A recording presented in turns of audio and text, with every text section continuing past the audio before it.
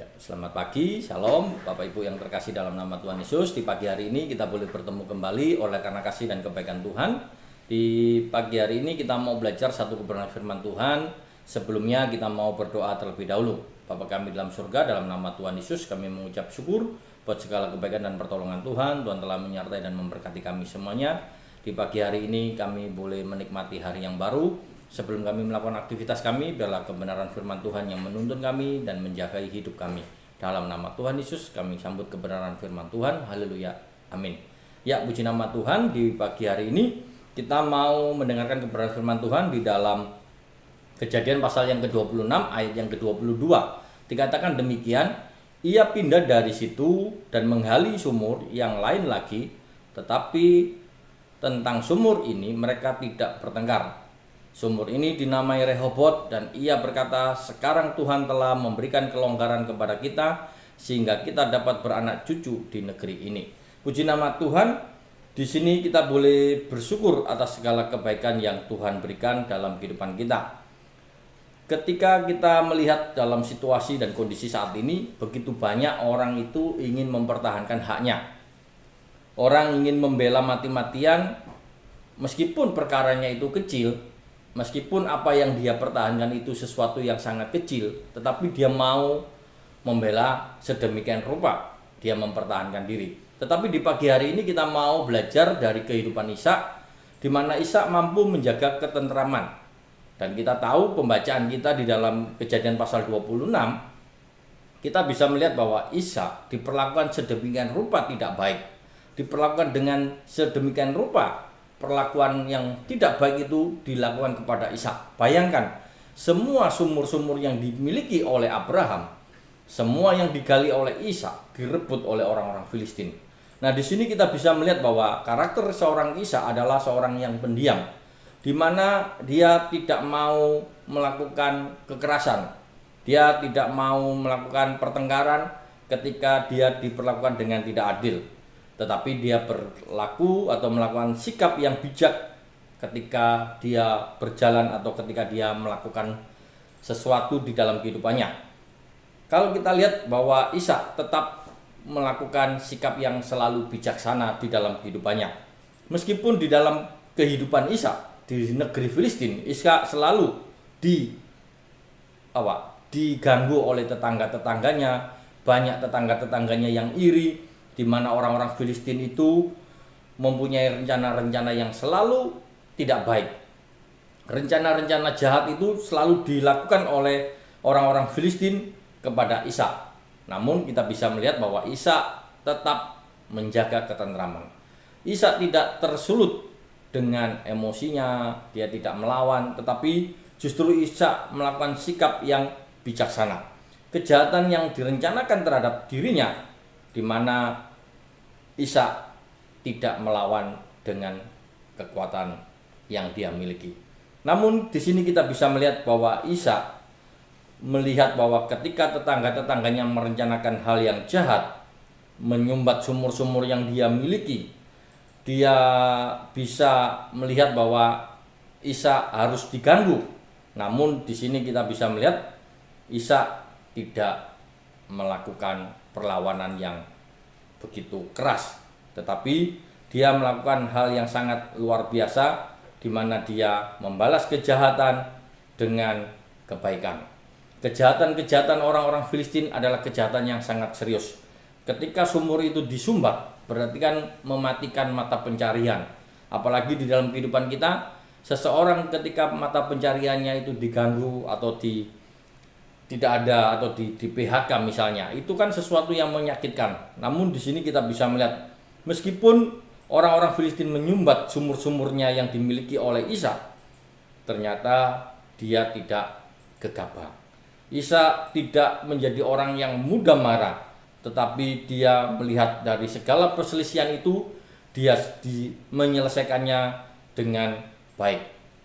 Ishak melakukan sesuatu yang dilakukan untuk menjaga ketentraman. Mungkin kalau kita membaca sepintas, seolah-olah Ishak itu takut, seolah-olah Ishak itu mengalah, tidak berdaya. Namun kalau kita lihat bahwa justru karena sikap Ishak yang bijaksana inilah Ishak menjaga ketenteraman, menghindarkan dirinya dari suatu bentrokan yang berdarah. Ketika kita merenungkan dari sikap yang dimiliki oleh Ishak, kita boleh belajar apakah kita bersedia meninggalkan suatu posisi yang penting dalam diri kita, di mana misalnya harta benda kita yang kita miliki ternyata diam-diam diambil oleh orang lain. Dalam beberapa situasi mungkin kita mempunyai alasan yang tepat untuk marah, tetapi apakah hak-hak kita yang adalah satu-satunya yang menjadi persoalan? Apakah kita mungkin menghadapi konflik dengan orang-orang yang ada di sekitar kita? Pengalaman yang dialami oleh Ishak itu bisa menjadi peristiwa atau pengalaman dalam kehidupan kita. Kita mungkin diperhadapkan dengan sahabat kita diperhadapkan dengan keluarga kita atau teman kita, atau apapun yang ada di sekitar kita, yang seringkali kadang-kadang mengganggu pekerjaan kita, mengganggu apa yang kita miliki, apa yang sudah kita lakukan, seringkali diganggu. Nah, disinilah kita boleh belajar dari sikap Ishak, di mana Ishak minta kepada Allah hikmat dan untuk mengetahui supaya dia bisa melakukan hal yang terbaik. Dan ketika Ishak yang selalu mengalah, Ishak yang menjaga ketenteraman, ternyata kita bisa melihat ketika Ishak menjaga ketentraman, disitulah kita bisa melihat bahwa Ishak mengorbankan hak-hak yang dia miliki. Tetapi dampaknya sungguh sangat luar biasa. Apa yang dilakukan oleh Ishak, justru disitulah kita melihat pertolongan Tuhan yang luar biasa, di mana tanpa membalas dengan kekuatannya sendiri, di situ Ishak menunjukkan tentang pemeliharaan Tuhan di dalam kehidupannya. Ketika dia diperlakukan dengan tidak baik, penyertaan Tuhan itu sungguh luar biasa. Di dalam ayat 22, di sini dia dikatakan bahwa ia pindah dari situ dan menggali sumur yang lain. Ketika berkat-berkatnya yang dia miliki diganggu, diambil oleh orang lain, Ishak malah pergi ke tempat lain. Dan disitulah Ishak bisa berkata, sekarang Tuhan telah memberikan kelonggaran kepada kita. Satu sikap yang dimiliki oleh Ishak bisa kita miliki di dalam situasi kondisi yang saat ini, yang situasinya kondisi yang tidak baik, yang sering membuat orang emosi. Kita bisa belajar, Ishak bisa menjaga ketenteraman. Biarlah di dalam kehidupan kita, dimanapun kita berada, kita mau belajar untuk menjadi anak-anak Tuhan yang selalu membawa ketenteraman di tempat yang Tuhan percayakan di dalam kehidupan kita, sehingga kita bukan menjadi pribadi yang mudah marah, menjadi pribadi yang menjadi provokatif, tetapi kita mau menjadi pribadi yang bisa menjaga ketenteraman di dalam kehidupan kita, meskipun di saat-saat kita mengalami situasi yang sulit, di mana bagian kita diganggu, ketenteraman kita diganggu, keamanan kita, kenyamanan kita tidak menjadi tenang lagi. Tetapi Ishak boleh belajar menunjukkan sikap yang benar di dalam kehidupan kita saat ini, di mana saat ini situasi yang tidak baik, kondisi yang tidak baik, contoh-contoh yang ada sekeliling kita tidak baik. Namun ketika kita membaca dari sikap Ishak, menjadikan kita menjadi anak-anak Tuhan yang bisa menjaga ketenteraman dimanapun kita berada. Biarlah kebenaran firman Tuhan di pagi hari ini kita boleh percaya bahwa Tuhan bisa memberikan kelonggaran, Tuhan sanggup di saat kita mengalah, disitulah Tuhan yang bertindak, Tuhan memberikan kesempatan dan memberikan tempat yang lebih baik.